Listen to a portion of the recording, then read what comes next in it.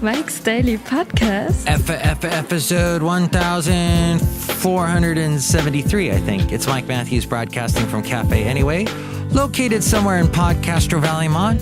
Today, we're going to hear from people, and I don't know who because I can't open my darn computer. And what's going on with this computer? I don't know.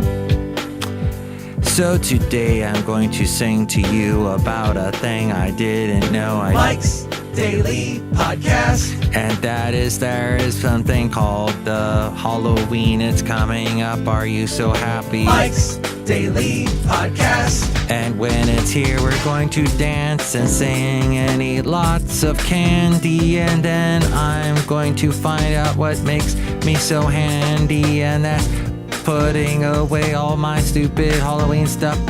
And then I'm going to dress like the McGruff guy. That's the Mike's Daily Podcast. dog fella on the, take a bite out of crime. Today, Mike's Benita, the Disgruntled Fiddle Player, Daily and the Brewmaster. Podcast. Yay. Yeah! I was talking to a neighbor that moved in earlier this year I had never met. And it turns out that she wants to make our street the best darn street for Halloween. Look who just walked in. Hi, Mark. It's Benita Rootabega. How y'all do? It's the Disgruntled Fiddle Player, tell you what. What?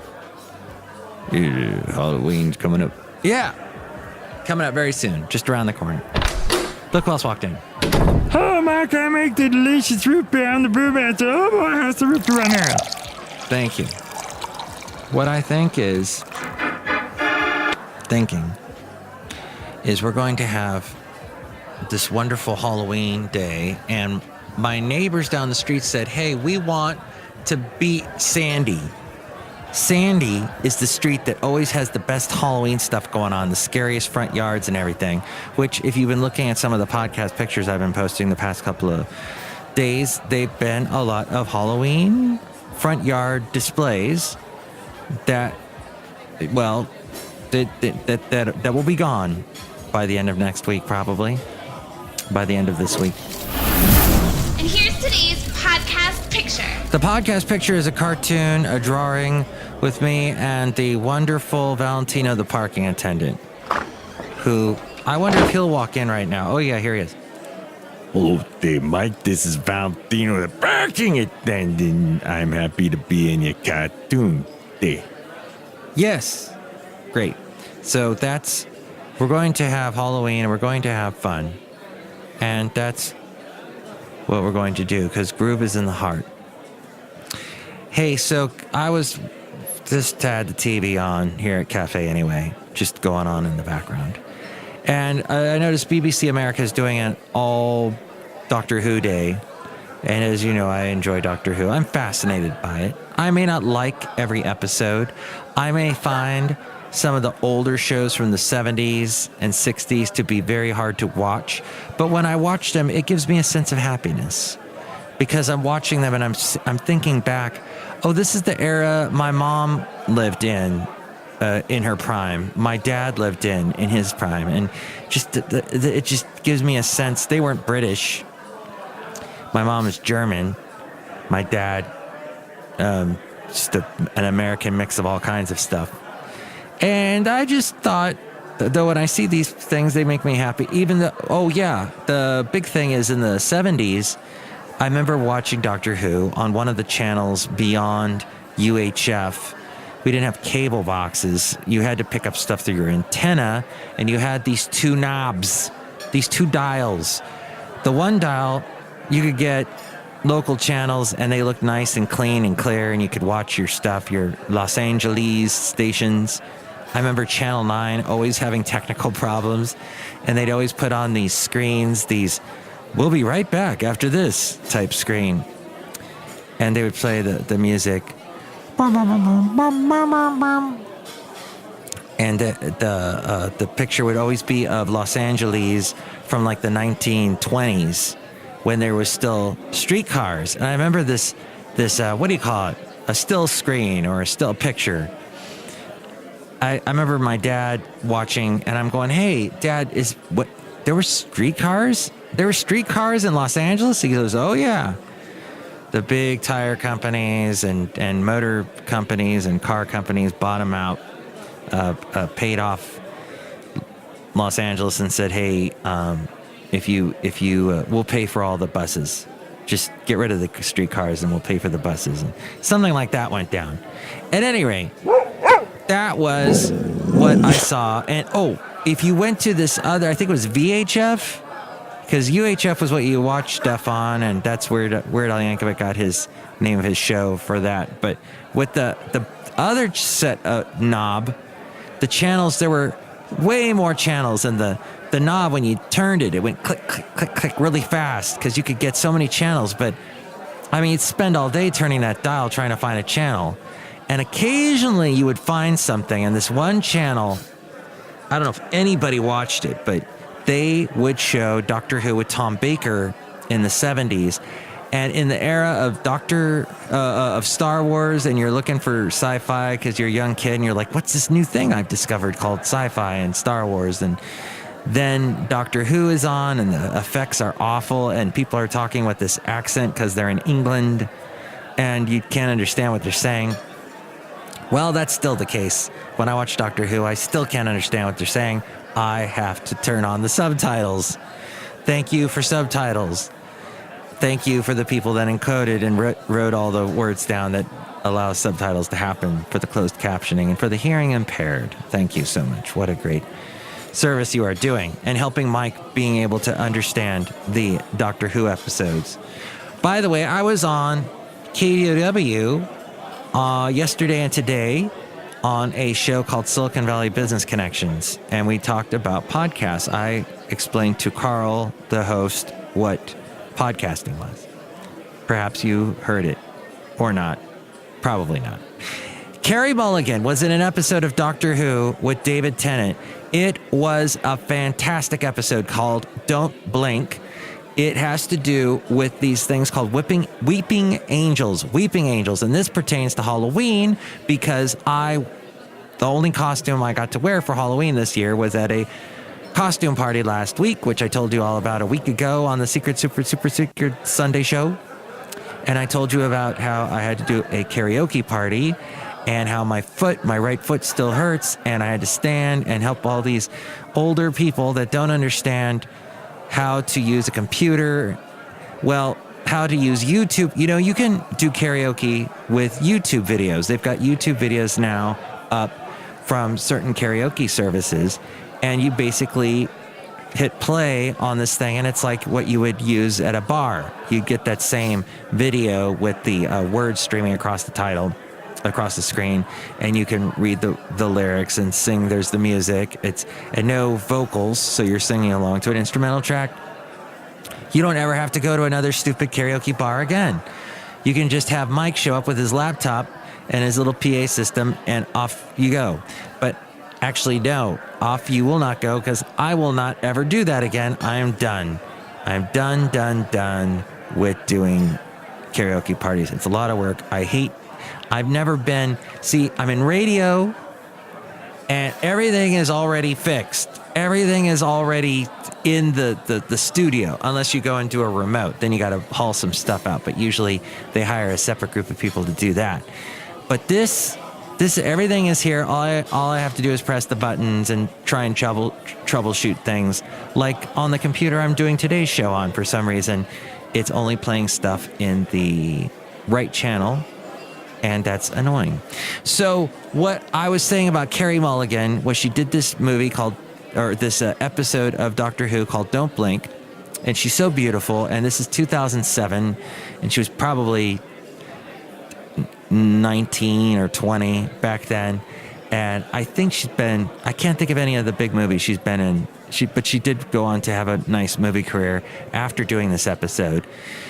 In it, she meets people, or she has friends that get touched by the weeping angel, which at the Halloween party, I had a weeping angel mask on, and nobody knew who I was. Nobody had a freaking clue. And it's sad that nobody has seen this episode of Don't Blink. in Podcaster Valley at the party that I was at. But Carey Mulligan does a fantastic job. She meets this cute guy, and all of a sudden a weeping angel touches the guy, and next thing she knows, she gets a call from him, and he's in his late 70s, and he's on his deathbed, and she goes to visit him, and what happened? So what happens is when the weeping angel touches you, it sends you back in time to like the 2007, this guy got zapped and went back to 1969. And basically, the angel feasts on all the potential days you have in the future. All those potential days, it eats that energy somehow. It takes that energy, harnesses it, and survives with that. That's how this sci-fi, strange, villainous character called a weeping angel lives. And it looks like one of those angels you would see in a cemetery, a rock stone angel, a statue. And these statues move, though, but they only move when you don't see them. And if you keep your eyes on them, they stay still. It's sort of like that game you used to play as kids where, you know, if you looked at whenever you turned and you saw the people, they had to freeze. I forget what that game was called. But that's what this... So Stephen Moffat wrote this episode in 2007. He was not directing the show yet. Russell T. Davies was. He was the head producer, director guy. When Russell left, David Tennant left, and then Stephen Moffat took over, and Matt Smith became the new Doctor Who. Then when Matt Smith left, Peter Capaldi took over, and now Peter Capaldi is about to leave, and so is Stephen Moffat. A lot of people don't like Stephen Moffat. I was at a Jersey Mike's in Pleasanton, not too far away from where I am today, because I am in Podcaster Valley today. Café Anyway, the last place on earth. And they're at a Jersey Mike's in Pleasanton. It's a chain across the country. I used to go to one in Alabama, in Huntsville, which turns out to be one of the most tech-savvy places in the country outside of Silicon Valley. How crazy is that? I moved from Huntsville, Alabama to here, to being so close to Silicon Valley. That's awesome. I like that about my life. But what was interesting is the Jersey Mike's. I walk in. I was wearing a Doctor Who shirt. And this young guy goes, this teenager, he's like, oh, I love Doctor Who. And he starts rattling off all this information that I, of course, know. Here I am in my late 40s, and I know all this stuff about Doctor Who, and I've had all these years to accumulate this knowledge. This kid is so young, and he's already accumulated all this Doctor Who knowledge. It was quite impressive. He knew, for example, that in those Tom Baker days, Douglas Adams wrote a lot of episodes. Douglas Adams, who would also write Hitchhiker's Guide to the Galaxy, and also the Dirk Gently's Holistic Detective Agency, which you can watch. They made a TV show out of it, also on BBC America. It is very bizarre. It doesn't really follow the book. I guess it did in the first couple episodes, which I haven't seen, but now they're on their second season. Elijah Wood is in it. Elijah Wood from the Lord of the Rings movies.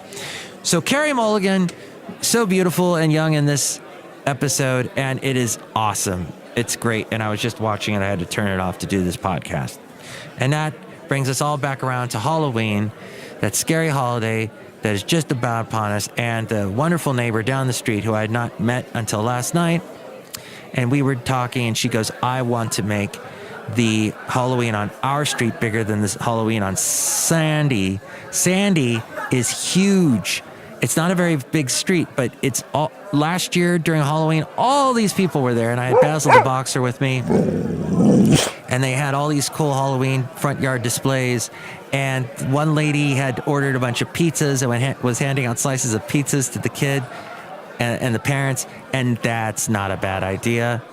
And this kid, this woman that I was talking to, my neighbor down the street, she's like, oh, that's a great idea. When I told her about that, let's hand out glasses of wine to the parents. I said, I don't know if we can get away with that. But then I talked to her, and then across the street is this lady named Bonnie, in her probably in her 30s, and she's got two fireballs. No, literally two fireballs on string that she's spinning around her head. and people are clapping. And it was like we were having a luau in the middle of our street. And I had Basil the boxer with me. Oh, it was such a fun Saturday night, I have to tell you. And I guess that makes it all right. Yeah. And I also got to see my friend Katie. I hadn't seen her in a long time.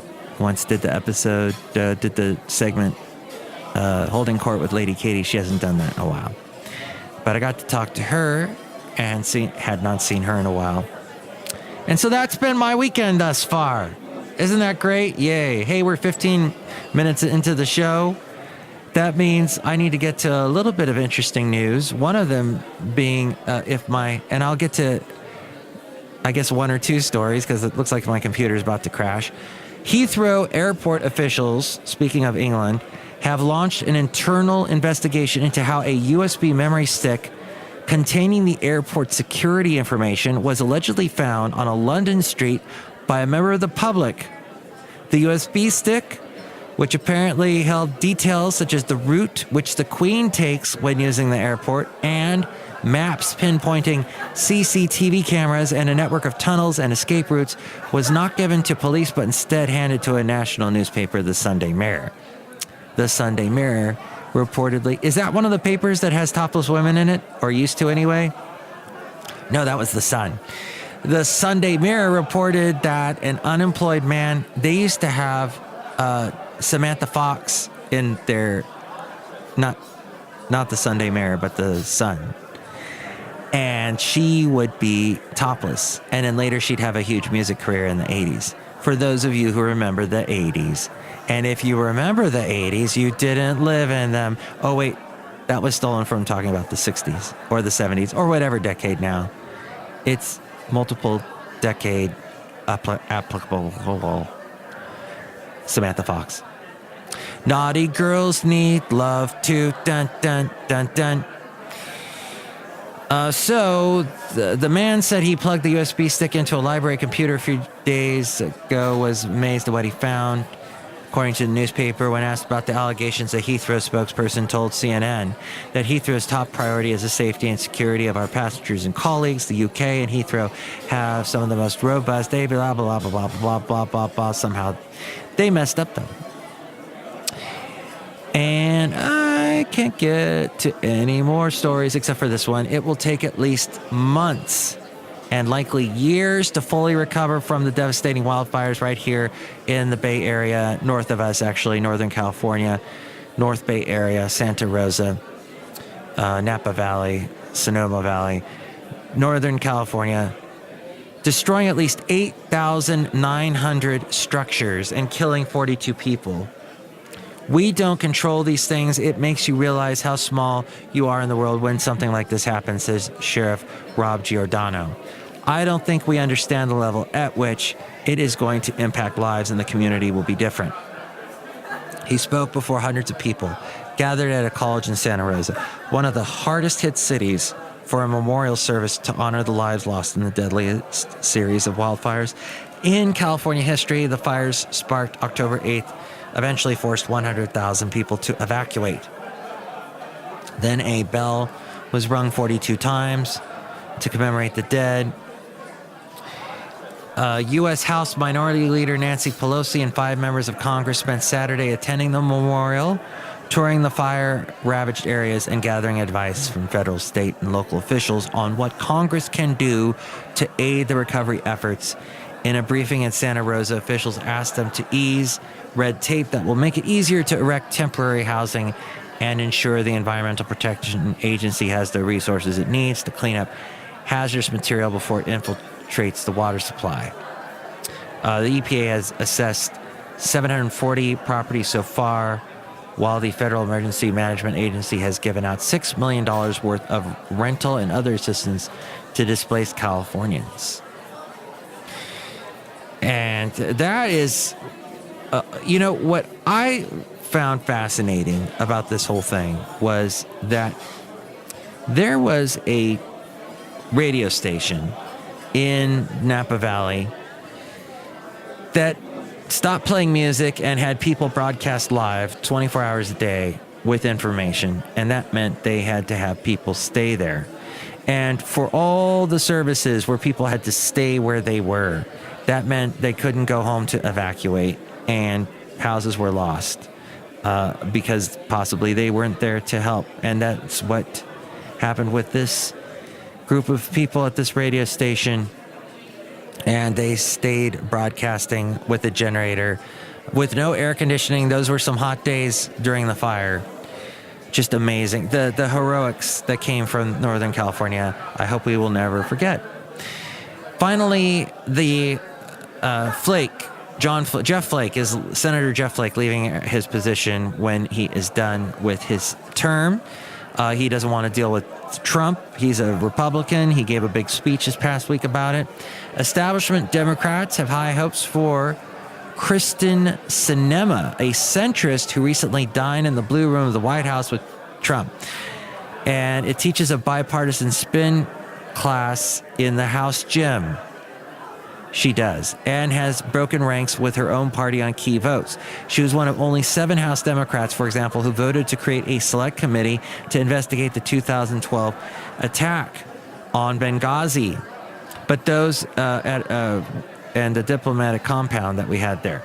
But those impulses towards bipartisanship have soured Arizona progressives against the candidacy of an openly bisexual woman who would seem to fit the liberal mold. There are issues, murmurs within grassroots groups and progressive community, the environmental community, and others, including immigration advocates, says Representative Raul M. Grijalva, a Democrat of Arizona and a co-chairman of the Congressional Progressive Caucus, who's withholding his endorsement of her.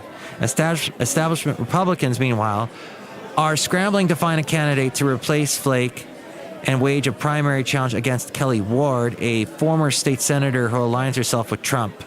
Ms. Ward, derided by critics as a fringe candidate and a conspiracy theorist, was beaten badly by the senior senator from Arizona, John McCain, in 2016, but John McCain won't be running again, and, it looks good for her, especially after Steve Bannon gave her a big endorsement in that crazy speech he gave recently. That's what's going on. So, hey, that pretty much wraps up today's show. As we go outside of Café Anyway, we're bringing Mike's Daily Podcast, somewhere Podcaster Valley Mountain. Podcaster Valley 10. I guess we could end this on a good note. Halloween's almost here, and it's going to be fun to watch kids in costume. Kids dressed up in costumes. Their parents spending so much time painstakingly buying their costumes at local costume stores. I don't know. Do you get stuff at Michael's? Kmart? There's no Kmart. Kmart sucks. Target, probably. This is probably the one time of the year where Target makes a ton of money as people go there to shop for this type of stuff and get candy, which is what I'm going to need if I want to be hanging out with my neighbors down the street during the big Halloween bash. I hope you have a big, fun Halloween bash. I will probably do a show tomorrow, so I guess more chit-chat about Halloween is on the way. Thank you for listening to the Super Secret Sunday show. May you enjoy the rest of it. Mike's Daily Podcast is written and produced and performed by Mike Matthews. His podcast is super easy to find. Download or listen to his show and read his blog at mikesdailypodcast.com. Email Mike now at mikesdailypodcast@gmail.com.